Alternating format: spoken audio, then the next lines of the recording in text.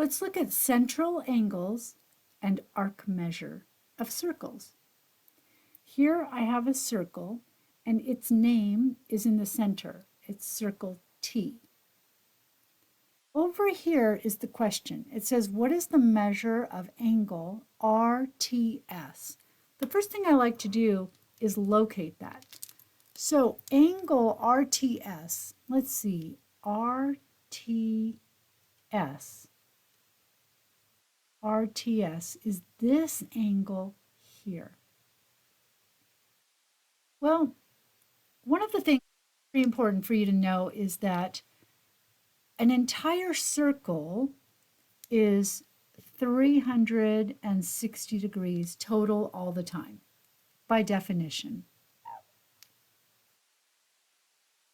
They're asking, well, they're telling you that this angle here is 130 degrees, and they've labeled this one as also 130 degrees. So what that means is the total circle is made up of three angles. This one at 130, this one at 130, and they're asking you what's the missing third angle. We'll just call that angle T if you want.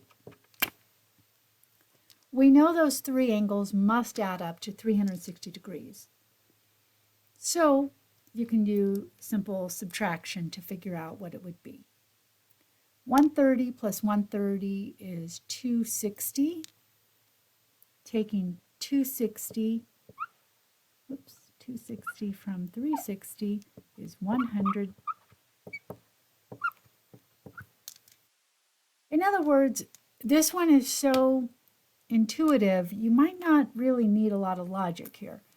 If all of it adds up to 360, you could say, well, 130 plus 130 plus how much would add up to 360. And so you can see that this angle must be 100 degrees because they all three together must add up to 360. So you're almost just using arithmetic.